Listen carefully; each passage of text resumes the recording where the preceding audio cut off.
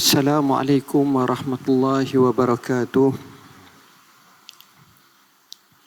Ahmaduka Rabbi kama 'allamtana an nahmad wa usalli wa usallimu ala khairi khalqika Muhammadin sallallahu alaihi wasallam. Asyhadu an la ilaha illallah wahdahu la syarika lah wa asyhadu anna sayyidana Muhammadan abduhu wa rasuluh.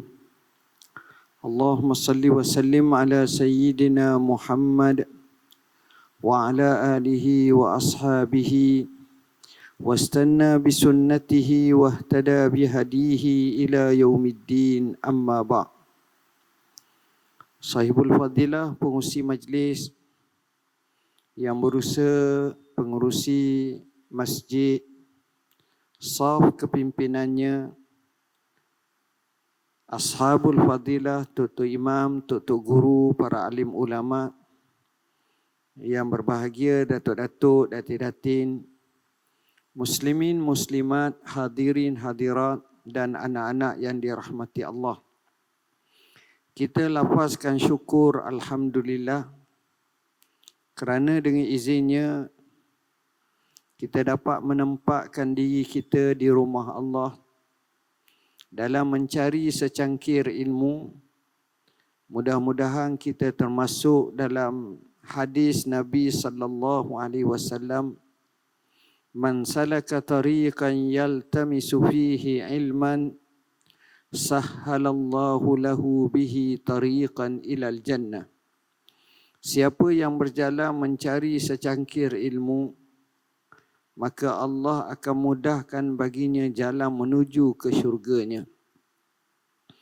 Kita mohon dan kita harap kepada Allah Rabbul Alamin, dengan kita berada seperti ini, memungkinkan kita dan melayakkan kita untuk menghuni syurganya insya-Allah. Hadirin hadirat, muslimin muslimat yang dirahmati Allah. Setelah sehari kita berdiskusi dan berbincang berkenaan dengan Ramadan, untuk menyambut Ramadan, maka usaha seperti ini saya melihat adalah salah satu usaha yang amat baik dan terpuji. Kerana antara tanda kesedaran kita, kecanaan dan kepedulian kita kepada Ramadan, kita seharusnya dan sewajarnya untuk kita memahami fiqh Ramadan yang terkandung padanya fiqh siam dan juga fiqh qiyam. Dan kita juga untuk menelusuri di samping muzakarah berkenaan dengan Ramadan, satu bulan yang amat istimewa, yang Allah nyatakan dalam firman-Nya, Syahrul Ramadan allazi unzila fihi al-Quran hudan lin-nasi wa bayyinatin minal huda wal furqan.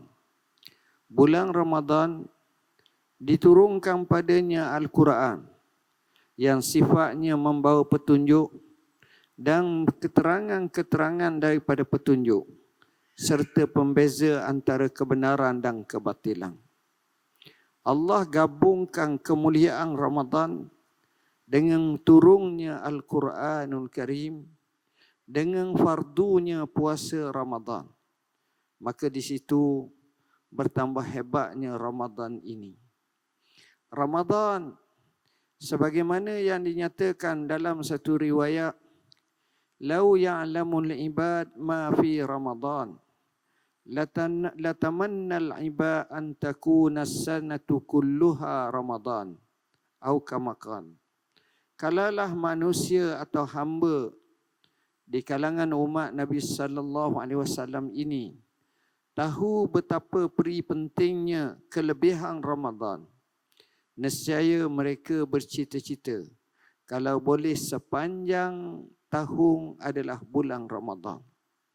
Kerana bulan Ramadan yang dikenali sebagai mausimul khairat, musim-musim pelaksanaan kebaikan dan kebajikan yang Allah kurniakan, yang Allah berikan terkhusus pada bulan Ramadan dan tidak pada bulan-bulan yang lain. Kerana itulah Rasulullah sallallahu alaihi wasallam bila kita tengok dalam beberapa hadis menunjukkan kepada kita untuk kita berdoa supaya kita sempat dengan Ramadan. Antara yang selalu dibaca, wa ballighna Ramadan. Ya Allah, sampaikanlah kepada kami bulan Ramadan. Dalam satu riwayat yang masyhur, Rasulullah sallallahu alaihi wasallam bersabda berkenaan dengan doa khusus untuk Ramadan. Allahumma sallimni li Ramadan wa sallim Ramadana li wa tasallamhu minni mutaqabbala. Ya Allah, selamatkanlah untukku, bagiku, bagi Ramadan. Dan selamatlah Ramadan untuk aku. Dan terimalah daripadaku penerimaan bulan Ramadan dengan acara ibadat. Kenyataan ini yang pertama, ya Allah, selamatlah aku untuk Ramadan. Maksudnya adalah agar kita sampai pada bulan Ramadan dalam keadaan yang memungkinkan kita selamat dan sejahtera untuk kita lakukan ibadat kepada Allah dengan sebanyak-banyak dan sebaik mungkin. Ada orang sampai bulan Ramadan dan dia hidup dalam bulan Ramadan, tapi dia paralyzed, dia koma, dia ditidurkan akibat COVID. Dia tidak mampu untuk berpuasa, beribadat. Maka seolah-olah tak ada. Nilai yang di sisinya itu tidaklah sebanyak kalau dia sihat. Keduanya, ya Allah, selamatlah Ramadan untuk aku. Ramadan ini bulan. Kita nak biar kita masuk Ramadan dalam keadaan kita selamat dan bulan Ramadan pun selamat. Maksudnya adalah, bayangkan kalau kita berada, wal-iyazabillah, sebagai contoh, bulan Ramadan kita berada di Ukraine, kena Ukraine atau Ukraine yang sekarang sedang berlangsung peperangan. Tuan-tuan fahamlah, bila negara yang amat terkini dari segi kecanggihan persenjataan, kita tengok macam mana caranya. Semua senjata berat, semua senjata yang amat canggih. Dan kita tengok, kalau kita berada dalam situ, nak keluar rumah pun takut. Tak boleh buat apa. Nak gimana pun tak boleh. Walaupun tubuh kita sihat. Tapi kita berada di kancah peperangan.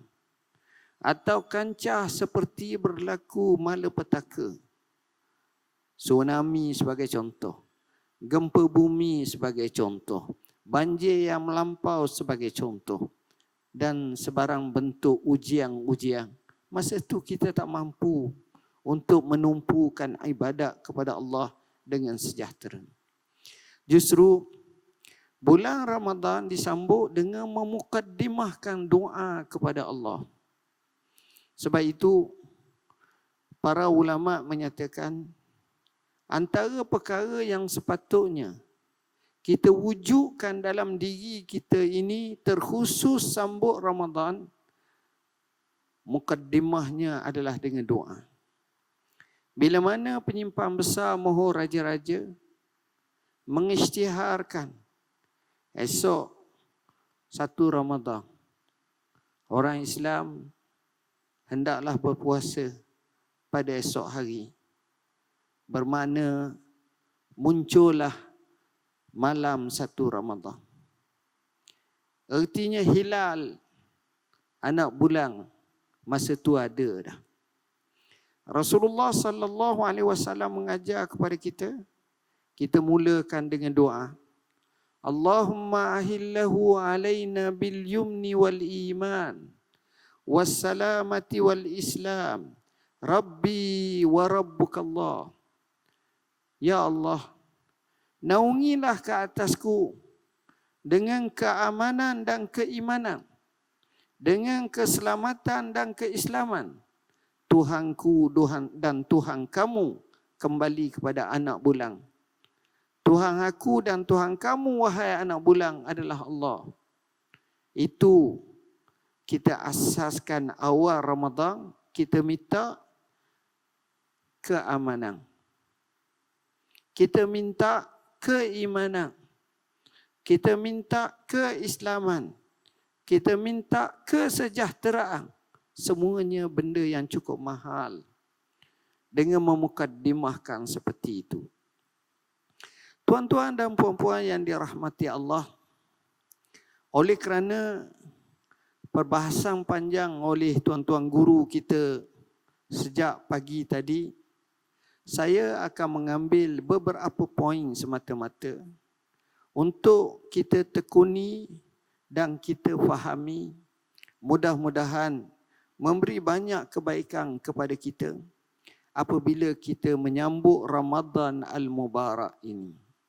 Pertama, antara perkara yang amat penting untuk kita fahami adalah apabila kita berpuasa, maka puasa yang kita puasa ini, kita hendaklah faham maksud, roh, semangat puasa itu. Natijah puasa itu, iaitu melahirkan taqwa. La'allakum tattaqun. Inilah puasa yang sebenar. Kalau puasa yang kita puasa tidak memungkinkan kepada ketakwaan, maka sebenarnya kita punya prestasi dan graf kepuasaan kita itu belum lagi sampai kepada tahap yang dikehendaki. Sebab itu, ketika kita menghadapi puasa, kita ada dua perkara kita wajib jaga.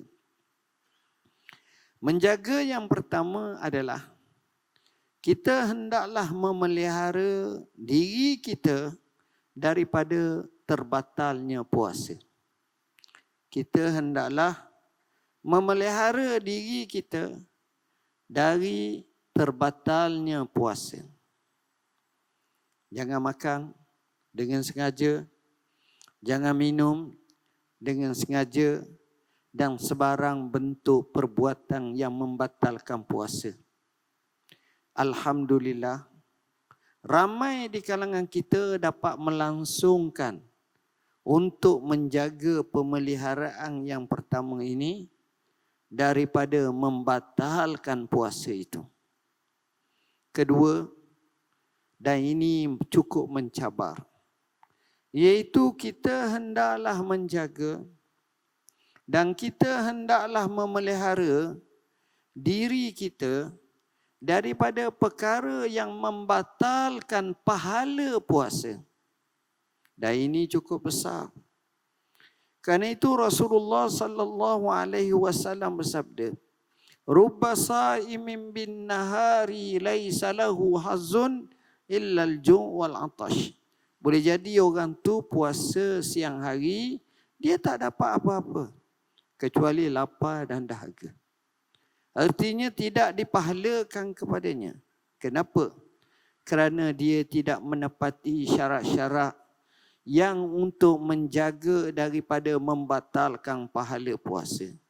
Sebagai contoh, dalam hadis yang sahih yang diriwayatkan oleh Al-Bukhari dan lain lagi, Rasulullah sallallahu alaihi wasallam bersabda, "Man lam yada' qaula zur wal amal bihi falaisa lillahi hajah an yada'a ta'amahu wa syarabah."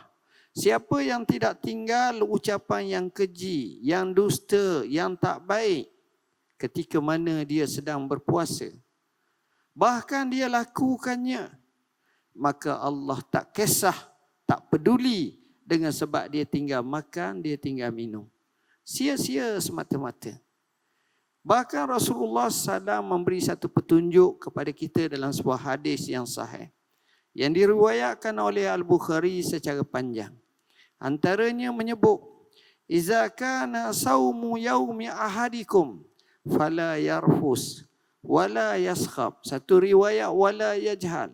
"Wa in syatamahu ahadun aw qatalahu falyakul inni saim." Satu riwayat, "Wa in sabbahu ahadun falyakul inni saim marratain." Atau kama qala. Apabila kamu berpuasa satu hari tersebut, maka jangan seseorang daripada kamu bercakap perkara-perkara yang lucah, yang membawa kepada persetubuhan dan seumpamanya. Jangan melakukan perkara-perkara yang fasik, yang berdosa, melalui tangan, lidah, kaki, semua sekali. Dan jika sekiranya, dan jangan juga kamu, satu riwayat, menjahilkan orang atau marah kerana lapar, temperature tu cepat marah. Sekiranya salah seorang daripada kamu memakinya, ada orang maki kamu, atau hendak memerangi kamu, hendaklah kamu kata, sesungguhnya aku berpuasa 2 kali. Sesungguhnya aku berpuasa. Maka di situ adalah benteng supaya puasa kita ini benar-benar diberi pahala di sisi Allah Subhanahu wa taala. Justru bila kita faham hakikat ini, maka puasa yang kita nak zahirkan bukan semata-mata puasa pada mulut semata-mata, dengan jaga perut daripada makan dan minum, tapi kita nak tingginya nilai puasa itu sampai kepada membentuk kepribadian yang unggul, menyebabkan seseorang itu layak mendapat takwa di sisi Tuhan. Ini yang kita nak. Tuan-tuan dan puan-puan yang dirahmati Allah, seorang yang saleh di zaman dahulu pernah ditanya kepadanya, kenapa Allah taklifkan kepada kita puasa? Dia memberi jawapan dengan menyatakan, liyuji al-ghani. Allah taklifkan puasa kerana nak melaparkan orang-orang kaya.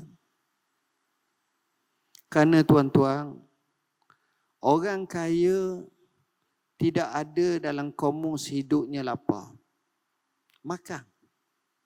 Dia bukan makan semasa lapar, ketika lapar. Tapi makan sebelum lapar, makan dah. Tidak ada komus lapar. Kenyang sentiasa. Alhamdulillah kita direzekikan di Malaysia kita, di bumi yang kita nampak tak balas mana sangat bagi kita. Tapi sebenarnya rezeki yang baik. Kita makan. Semua hidup kita, kita tak pernah masuk masjid tengok orang tu keluar air liur, terbelalak mata. Tengok-tengok nak mati dah, tanya kenapa tak makan 10 hari. Tak ada. Tapi mati kerana kenyang makan, ramai. Itu nak gambarkan kepada kita betapa hebatnya puasa ini. Dia nak suruh rasa lapar. Kenapa? Kerana rasa lapar ini, dia tidak boleh perasaan lapar ini wujud pada orang. Dia tak kisah. Tapi bila terkena pada diri dia sendiri, baru dia dapat nilai erti kenyang, erti lapar tu biasa. Masa puncak peperangan di Syria, saya tengok seorang anak, apabila diinterview, kalimah yang keluar daripada mulutnya lapar. Peristiwa di Madaya, kebuluran, hanya makan apa dia, rumput-rumput hijau, untuk menampung kelaparan tersebut. Tuan-tuan, kita dekat kita tak dengar macam itu. Krisis yang sama yang berlaku di Yaman. Krisis orang yang lapar. Dengan lapar itulah menyebabkan seseorang akan berfikir betapa pentingnya kenyang. Kena ada makan. Tak, lapar ni dia akan menginsafi. Dia akan fikir macam mana sukarnya lapar ini. Sebab itu Nabi bila datang kota Madinah, Nabi telah baca dan faham. Ialah dia Nabi, dia Rasul. Diwahyukan Tuhan. Tapi kata Abdullah bin Salam, salah satu ucapan pertama Nabi kepada penduduk Madinah, ayyuhan nas, abshus salam, wa at'imut ta'am, wasilul arham, wasallu bil laili wan nasu niyam, tadkhulul jannata bisalam. Hai manusia, tebarkanlah salam. Temu orang beri salam, assalamualaikum, assalamualaikum. Jamu makan. Jamu makan. Jamu makan. Kerana jamu makan menyebabkan niat-niat jenayah tidak akan timbul. Nak curi tak ada sebab lapar, tak ada. Niat-niat tak baik tak akan timbul. Jamu makan. Allah sebut dalam Quran, wa yut'imuna at-ta'ama 'ala hubbihi miskinan wa yatiman wa asira. Innama nut'imukum liwajhillah. La nuridu minkum jazaa'an wala syukura. Inna nakhafu min rabbina yawman abusan qamtarira. Mereka itu menjamu makan daripada makanan yang mereka kasih kepada orang miskin, kepada anak yatim, kepada tawanan-tawanan perang. Dan mereka itu menjamu dengan menyatakan, sesungguhnya aku beri makan kepada kamu semata-mata kerana Allah. Aku tidak mengharapkan daripada kamu sebarang balasan, bahkan ucapan terima kasih sekalipun. Sesungguhnya aku merasa takut dan gerung kepada Allah pada hari segala muka manusia masam mencuka. Tengok, beri makan kepada orang. Menyekap memberi makan kepada orang-orang miskin termasuk di kalangan golongan mendustakan agama. Firmanullah Ta'ala, ara'aital ladzi yukazzibu bid-din fazalikal ladzi yad'ul yatim wala yahuddu ala ta'amil miskin. Mu nak kenal siapa yang mendustakan agama? Mereka yang mengabaikan anak yatim, menghina, mencela, tak jaga haknya dan juga tidak memberi makan kepada orang-orang miskin. Ini menunjukkan isu lapar ini isu sejagat. Isu ini perlu kita kena ada. Tuan-tuan, bayangkan Sayyidina Umar ibn Al-Khattab satu malam. Antara sifat Sayyidina Umar ialah at-tafakkudu anir ra'iyah. Dia pergi rumah orang, dia pergi, bukan mengintip, nak pastikan. Tengoknya. Satu hari, sedang dia berjalan. Dia tengok ada satu kemah baru dekat Madinah. Maknanya orang asing datang. Dan lelaki itu keluar daripada kemah dalam keadaan tercari-cari orang. Sayyidina Umar tanya, ada apa? Dia kata, isteri saya nak bersalin. Anak-anak saya lapar. Saya sedang mencari Khalifah Umar ibn Al-Khattab, Amirul Mukminin. Sayyidina Umar pun cepat-cepat cari makanan. pikul sendiri. Bawa isteri dia suruh rawat bidangkan orang yang nak bersalin. Dia sendiri masak. Kemudian beri makan anak-anak, bagi makan kepada semua. Akhirnya orang ini berkata, wahai orang, wallahi kamu lebih layak menjadi khalifah daripada Umar ibn Al-Khattab. Umar hanya mengaku hebat.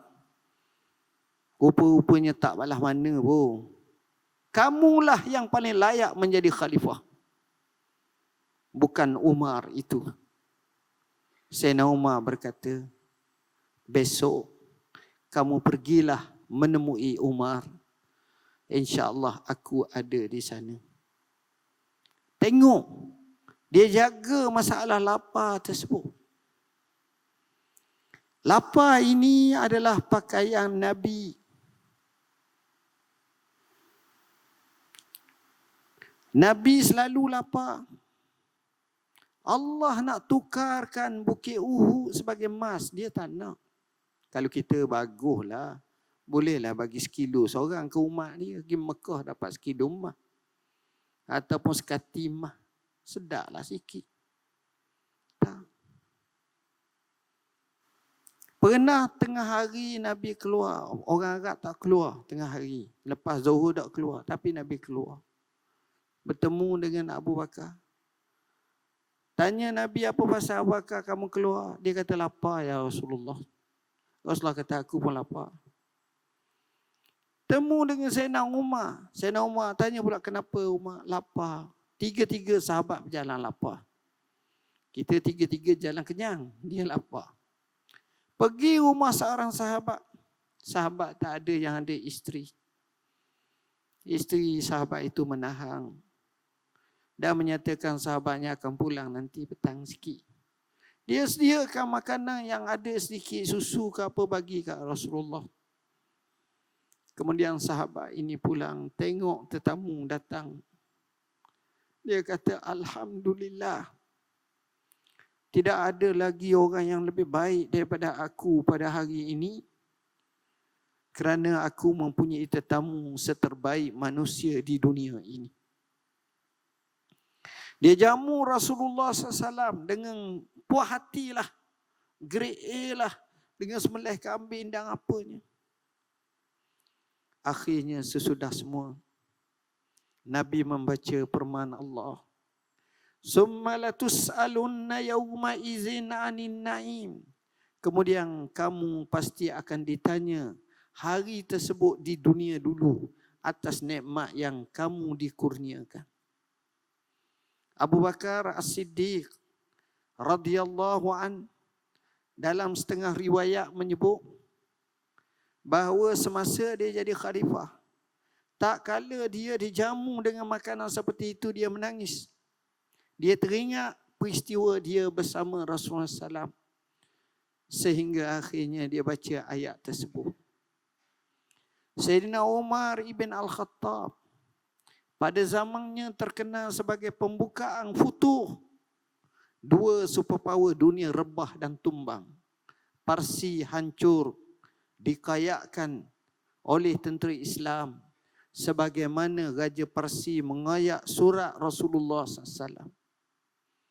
Rom hancur, terpaksa tinggalkan Yarmouk, terpaksa tinggalkan Syam, Suria. Bahkan Herakla yang terkenal ketika itu pernah menyatakan ketika terpaksa berpisah dengan Syria, salamun alaiki ya Suriah, salamun la liqa ba'dah. Selamat tinggal kamu wahai bumi Suria, selamat tinggal, kita tak akan bertemu lagi. Jadi kuatnya kerajaan Islam. Bila Sayyidina Umar sampai di perbatasan dalam satu pembukaan kota Baitul Maqdis, Palestin. Dia dijamu dengan makanan yang sedap. Sayyidina Umar tengok. Lalu Sayyidina Umar berkata, apakah makanan ini dijamu kepada seluruh rakyat-rakyatku, tentera-tenteraku? Jawab dia, tidak ya Amir Mu'minin. Sayyidina Umar kata, ambil makanan ni bagi pada mereka. Bagilah kepada aku sekeping roti dengan air kosong dicicah. Roti itu pun kerah, dia makan. Bunyi kerak, keruk, kerak, keruk. Itu gambaran.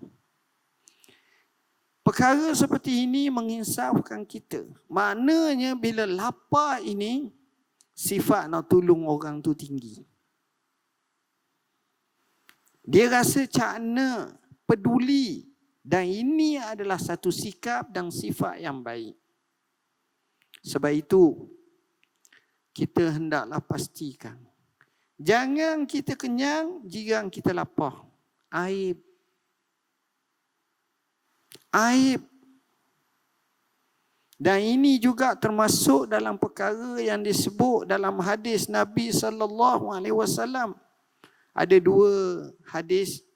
Satunya menyebut wallahi la yu'min, wallahi la yu'min, wallahi la yu'min man la ya'manu jaruhu bawa'iqah. Demi Allah, orang tu tak beriman. Maksudnya tak sempurna iman. Di mana jirannya tak selamat daripada gangguannya, kacaunya. Satu riwayat yang lain menyebut, dia dalam keadaan kenyang sedangkan jirannya dalam keadaan lapar. Ini menunjukkan hal ni luar biasa. Sebab itu, bila sebut lapar ini adalah indikator yang penting kita tengok. Berhenti dulu ke terus? Azan dulu ke? Azan dulu.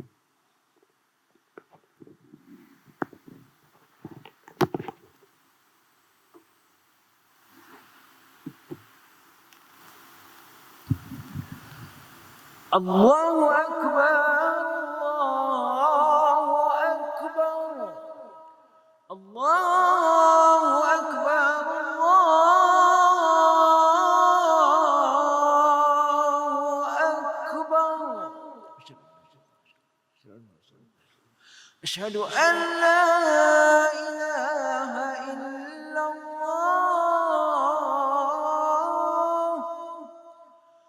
Asyhadu an la ilaha illallah.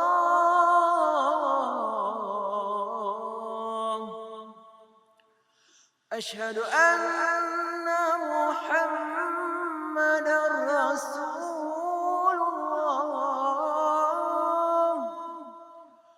Asyhadu anna Muhammadar Rasulullah.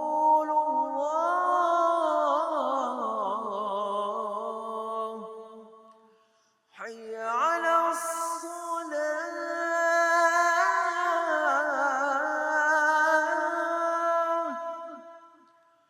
Hayya 'alas salah.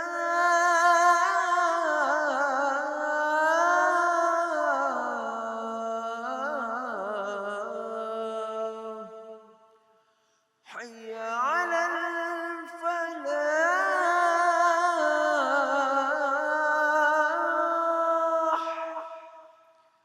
Hayya 'alal falah.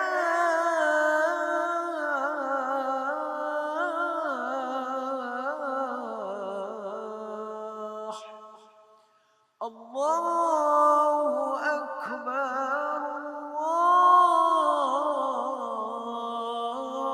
Allahu Akbar. La ilaha illallah. La ilaha illallah Muhammadur Rasulullah.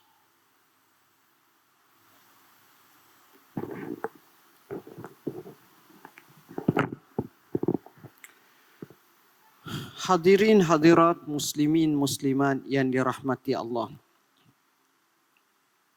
Selepas kita bincang berkenaan dengan lapar, saya teruskan satu poin lagi. Oleh kerana puasa ini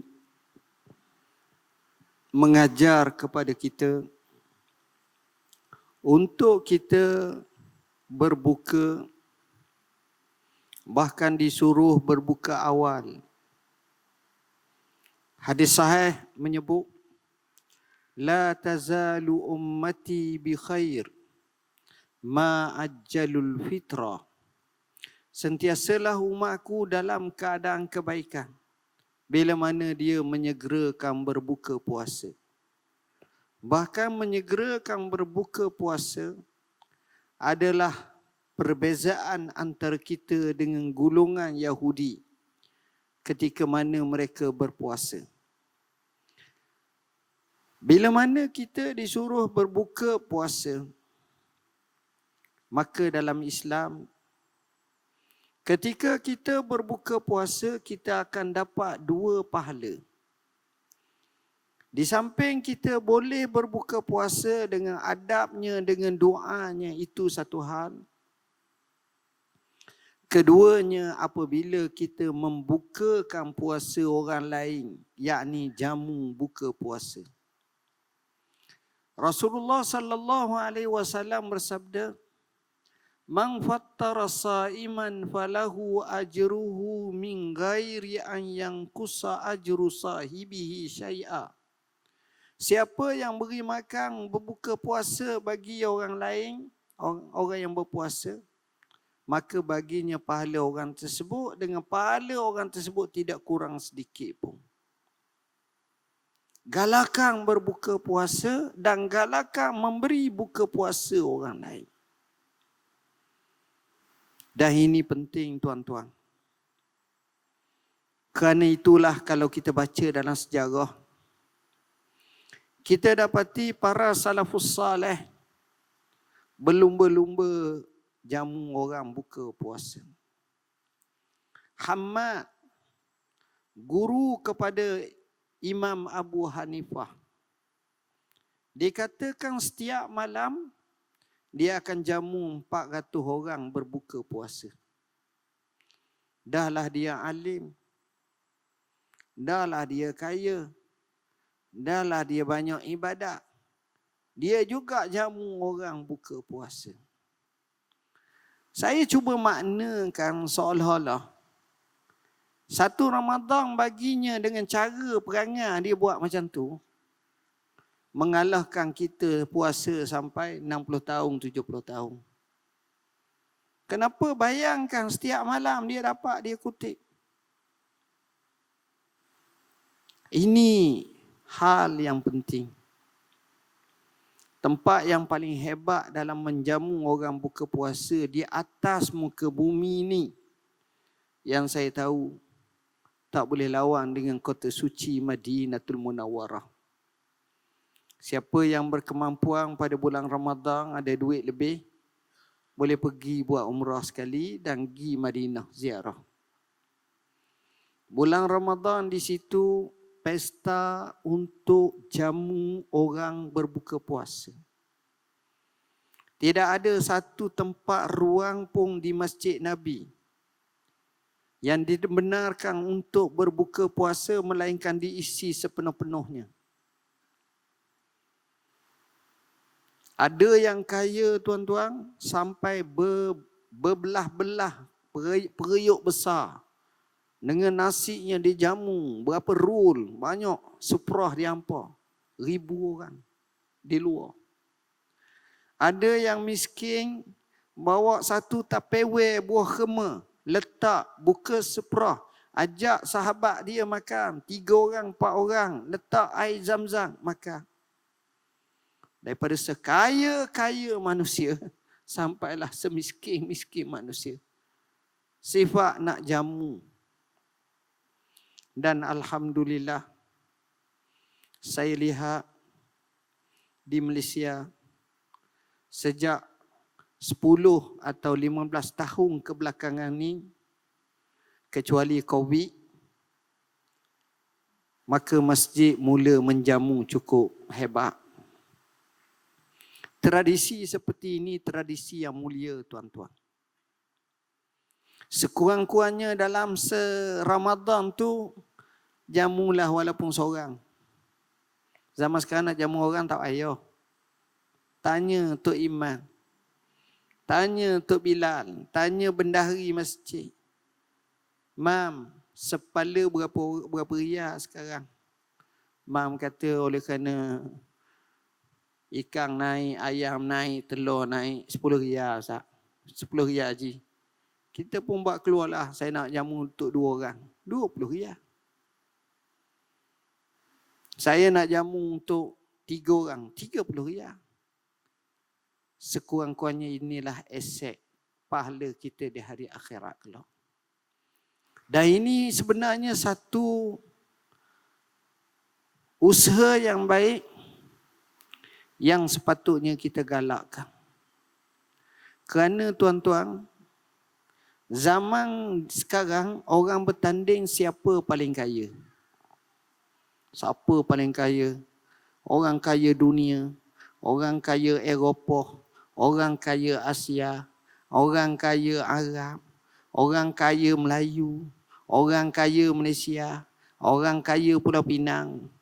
Macam-macam kita bertanding. Orang kaya, orang muda, orang semua kita tanding orang kaya. Majalah Forbes, majalah jutawan, apa majalah hebat-hebat pun sebut gitu. Zaman dulu mereka bertanding siapa paling pemurah. Ada satu kisah. Di zaman tabi'in, mereka duduk dalam masjid, mereka duduk bincang, rasa-rasa zaman kita ni siapa paling pemurah. Mereka kata, aku katakan orang paling pemurah tak boleh lawan dengan Qais. Qais paling pemurah. Orang kedua kata tak. Aku rasa orang yang paling pemurah adalah Muhammad ibn Ja'far ibn Abi Talib. Ini paling pemurah. Nombor 3 kata tak. Aku yakin orang yang paling pemurah adalah Arubah al-Ausi. Dia kata ginilah. Kalau kita nak tahu paling pemurah ni, kita tak perlu ni, kita cuba uji masing-masing. Yang pertama pergi rumah Qais. Seorang tu kata saya susah ni macam mana. Yang keluarnya seorang perempuan hamba kepada Qais.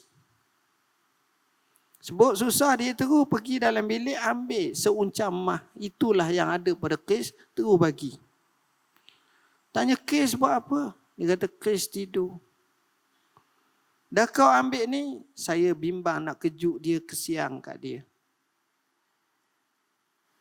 Siapa tahap tu sebab dia tahu perangai Qais ni pemurah macam tu.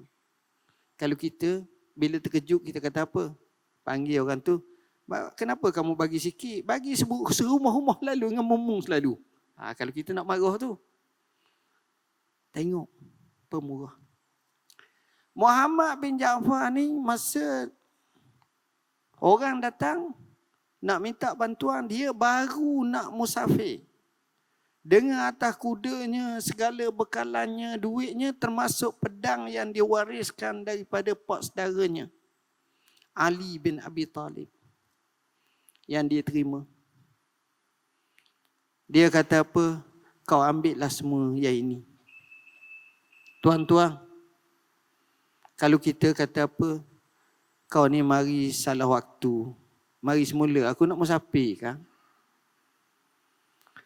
Bertemu dengan Arubah al-Ausi. Arubah ni orang tua. Bila mana datang, dia ni hampir buta. Jalan dengan papah 2 orang, hamba dia. Nak pergi ke masjid. Minta dengan dia. Dia kata beginilah, hamba 2 orang ni aku serah kat mu ambil. Kata janganlah sampai tahap tu. Dia kata kalau kamu tak ambil, aku akan merdeka. Akan ambil. Kemudian bila ambil, orang nampak dia pergi terhuyung, hayang ke dinding. Sebab tak apa-apa nampak papah nak pergi ke masjid Nabi. Seorang-seorang. Tengok. Pemurah. Anas bin Malik dalam hadis yang sahih yang diriwayatkan oleh Al-Bukhari dan lain lagi, menyatakan, Kana Rasulullah sallallahu alaihi wasallam ajwadan nas. Nabi ini adalah manusia yang paling pemurah di kalangan paling pemurah manusia. Bahkan disebut karihil mursalah, seperti angin yang tiup kuat. Kita pergi tepi patah, angin tolak kuat. Dia tak atas muka kita je. Tepi ni, kawan kita semua pakat rasa angin tu. Pemurah. Dan lebih pemurah lagi apabila dia tadarus Quran dan dia bertemu dengan Jibril alaihi salam. Pemurahnya Nabi berbeza dengan pemurahnya Adi ibn Hatim At-Tai. Orang Arab akan peribahasakan pemurah seorang tu seperti Hatim. Dia kata kalau kamu ni pemurah seperti macam Hatim lah. Kajudi Hatim. Hatim ni pemurah macam mana tuan-tuan? Orang mari rumah dia sembelih kambing. 10 orang pun kambing. 5 orang pun kambing. Seorang pun kambing. Akhirnya habis kambing dia sekandar. Kita ekor kambing berbayar. Ni kambing. Akhirnya orang mari tak ada nak sembelih. Yang adanya adalah kuda yang dia buat naik. Dia sembelih kuda tu juga. Dengan sebab itu dia digelar paling pemurah Kajudi Hatim. Hatim, pemurah dia beri apa yang dia ada. Nabi, pemurah dia beri apa yang dia tiada. Itu satu. Macam mana beri apa yang dia tiada? Ada orang nak minta dengan dia, tak ada. Dia suruh pinjam, dia suruh beli, dia bayar. Cara hutang. Pernah macam tu. Dalam riwayat Al-Bukhari ada menyebut, ada masa tu orang tu minta dengan Nabi. Nabi kata aku tak ada. Tapi nantilah kalau ada, aku akan bagi kepada kamu. Aku akan bagi kepada kamu. Kalau datanglah harta ghanimah ataupun harta daripada Bahrain, kata Nabi. Nabi wafat. Tapi kerana Nabi cakap, harta tu sampai zaman Abu Bakar. Orang ni ketemu dengan Nabi. Dengan Abu Bakar. Dan cerita. Abu Bakar kata, okey, aku akan bagi kepada kamu macam Nabi janji serauk. Serauk ni maknanya bukan serauk ni lah, maknanya 2 genggang ni serauk lah ni maknanya. Gini, mu ambil, kemudian mu tambah 2 kali lagi sebagai ekstra. Walaupun Nabi tak dapat laksanakan, tapi zaman selepas itu oleh Abu Bakar melaksanakan. Pemurah. Jadi sebab itu saya kata, pemurahnya Nabi, dia beri apa yang dia tiada. Ada berani baik? Tak berani kita. Tuan-tuan berani tak ada orang mari kat kita, nak bagi kat kita, nak minta kita, kita bagi apa ni, kad bank kita. Mu ambil lah berapa banyak. Berani tak tuan-tuan? Tak berani. Betul lah kita pula ada 10,000, dia ambil 9,990, habis aku. Berani? Tak berani. Saya pergi ke Mekah dalam 15 tahun ke 20 tahun dululah. Saya ada kawan saya di Syria. Kawan saya ni ramai baik-baik. Kawan di Syria seorang. Saya pergi rumah dia dan baru ni pun dia ada telefon bercakap. Dia termasuk orang yang melarikan diri ke Turki sekarang. Saya panggil dia Hasan Syakru Abu Hasun, gitulah. Sampai di Mekah, saya tengok kawan-kawan puak-puak Syria datang Mekah. Masa tu belum kancah perang lagi, datang. Bila datang tu saya tengok dia. Saya pun faham ni orang daripada Halab. Dia tulis Halab Syahbak. Tahulah makna ni puak-puak ni. Mesti dia kenal kawan saya. Saya pun tanya, mungkin kenal tak kawan aku nama guna? Oh, dia kata kami mari dengan dia. Dia bangga. Dia bawa saya pergi majlis Syria orang dia tu. Kawan saya pula jenis Arab. Dia kalau jet orang kau tinggi lah. Popa, saya wada je lah. Masa tu saya baru berhenti daripada apa-apa jawatan. Daripada pensyarah, daripada apa. Saya menulis je. Dia tanya saya, awak ada duit tak? Saya kata ada. Alhamdulillah. Sungguh saya tanya, ada. Tak payah. Ada. Tak apa. Dia ambil kad bank dia, kau ambil ni, kau ambil lah berapa banyak nak. Saya pun kata aku tak perlu, tak payah, ambil kau. Bersungguh bagi. Ada orang tu acah-acah ayang, ada juga kita pun kenal. Maknanya nak ceritanya kita nak temu macam tu payuh. Nabi SAW, dia bagi nombor 2 pula, dia ada bagi lebih daripada orang tu minta. Kita minta banyak dapat sikit. Tu mujur baru dapat. Kalau tak dapat lagilah biasa. Apply apa-apa tak mesti dapat. Seorang sahabat datang baru masuk Islam, ya Rasulullah berilah aku seekor kambing. Kenapa? Kerana aku nak balik kawan aku, kawan-kawan aku boleh jadi juru bicara dakwah, jamu mereka. Apa kata Nabi? Kata Rasulullah SAW, mu tengok selembah kambing ni kawasan ni, mu ambil semua. Minta seekor dapat sekandang. Dia balik, dia kata apa kepada kaum dia? Ya kaum, aslimu fa inna Muhammadan yu'ti man la yakhshal faqah. Wahai kaum, kena pakat masuk Islam habislah. Perangai Muhammad ni dia beri, dia tak takut pada fakir miskin. Itu saya kata luar biasa. Sebab itu dalam hadis yang diriwayatkan oleh Anas bin Malik, tengok macam tu Nabi pemurah. Dan pemurah Nabi ni luar biasa tuan-tuan. Dalam satu hadis yang sahih riwayat Al-Bukhari, dia berjalan dengan Jabir ibn Abdullah Al-Ansari dalam satu kafilah. Bila kuda ataupun kenderaan Nabi ni, unta ke, Nabi boleh potong unta Jabir ni. Jabir ni 2 beranak sahabat. Bapaknya sahabat, dia pun sahabat. Bapaknya yang menjadi kepala dalam pemanah 50 orang hak Nabi suruh masa perang Uhud mati syahid tu. Nampak dia tanya, ya Jabir, kenapa unta kamu slow? Dia kata tak tahulah ya Rasulullah, berat sangat ni unta, nampak tak bergaguh ni. Tak ada tenaga sangat unta ni. Nabi kata wah hari kayu sikit. Dia panggil qadib. Qadib ni mungkin kayu pendek gitulah, lebih kuat. Nabi pun ambil kayu tu, Nabi cocok pada unta tu. Gitulah sikit. Beri semangat. Tiba-tiba kata Jabir, unta tu jadi segar, gagah lagi. Laju pada unta lain pula. Pitah. Bergaya boleh pitah. Terpaksa aku memperlahankannya supaya nak tunggu. Akhirnya bertemu lagi dengan Rasulullah dalam majlis tu, tengah berjalan. Nabi ni kadang-kadang dia bergurau agak dengan sahabat. Dia tanya, mu menikah lagi? Kawan tu kata, menikah dah ya Rasulullah.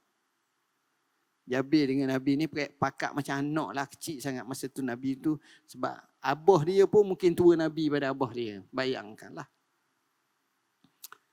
Nabi kata, nikah anak dara ke janda?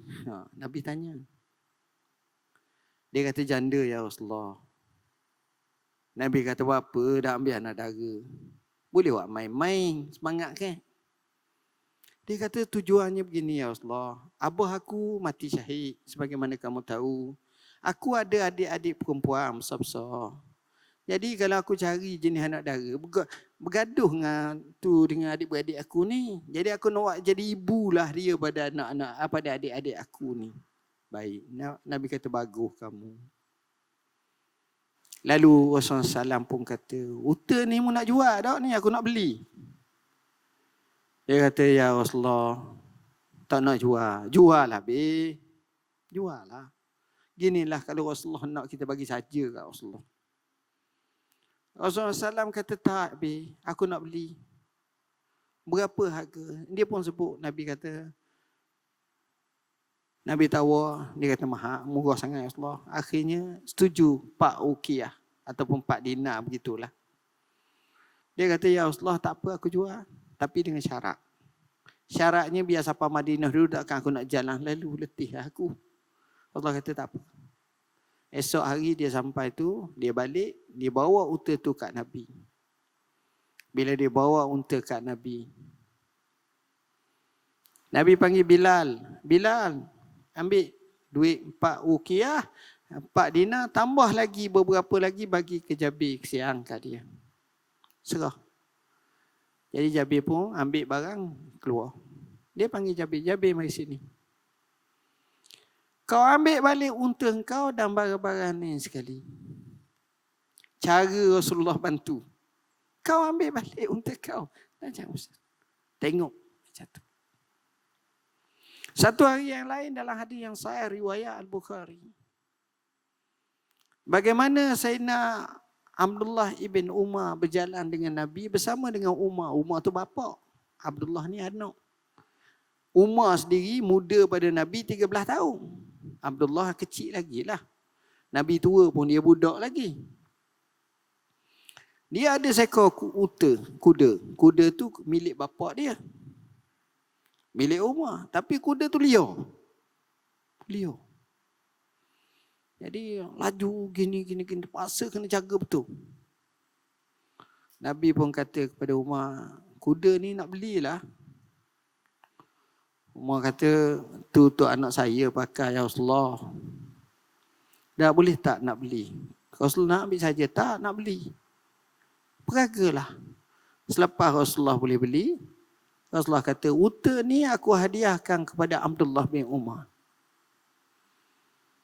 Tengok tuan-tuan. Sebab itu saya kata pemurah ni luar biasa. Jadinya, bila kita sebut macam tu, kita ambillah semangat Ramadan. Bulan Ramadan, biarlah kita tak jadi macam mereka. Mereka ni luar biasa. Mereka ini disebut dalam Quran as-sabiqun al-awwalun. Sullatum minal awwalin wa qalilum minal akhirin.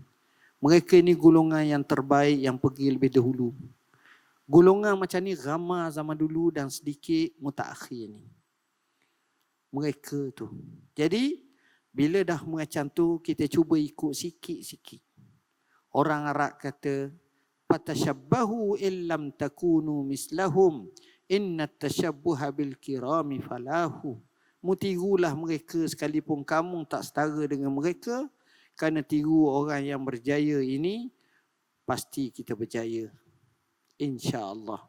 Jadinya saya rasa sekadar itulah yang dapat saya sampaikan, dan sebelum saya beri ucapan pelancaran ni, bersama kami ni banyak buku-buku tuan-tuan, solat tarawih. Nak bincang apa-apa berapa rakaat semua sekali, macam mana hukum akal, kita sebut Ramadan al-Mubarak, fadilat hukum dan puasa. Sebab tu saya tak nak cakap panjang. Banyak hukum-hukum hakam, kelebihan. Al-Quran yang kita wajib baca pada bulan Ramadan. Sebagaimana kata Imam Malik, haza syahru kitabi rabbi. Bulan Ramadan ni kitab ni bagus sangat tuan-tuan. Solat hajat kadang-kadang kita perlu nak mendampingkan hajat kita ni. Masa peliharalah. Ini buku yang paling saya sayang. Time Management, Quality Time yang perlu ini. Ya'juj wa Ma'juj, kita nak tahu juga macam mana kisah sebenar. Dajjal, macam mana kisah sebenar. Inilah doaku. Satu buku yang bagi saya boleh kita amalkan pada bulan Ramadan Al-Mubarak. Jadi tuan-tuan, dengan lafaz Bismillahirrahmanirrahim, saya dengan ini melancarkan kempen My Infaq, Peduli Insan Malaysia.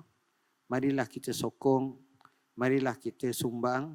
Mudah-mudahan Allah ganjarkan kepada kita, dan kita termasuk dalam hadis Nabi SAW, doa yang didoakan oleh malaikat, Allahumma a'ti munfiqan khalafa wa a'ti mumsikan talafa. Ya Allah, berilah kepada orang yang berinfak itu gantian yang banyak, dan jadilah orang yang kedekut itu kehilangan dan kehabisan. Jadi dengan lafaz yang mulia, saya lancarkan kempen My Infak Peduli Insan Malaysia. Saya katakan siru ala barakatillah, wafaqakumullah, wasaddada khutakum, wa qawwakumullah. Wassalamualaikum warahmatullahi taala wabarakatuh.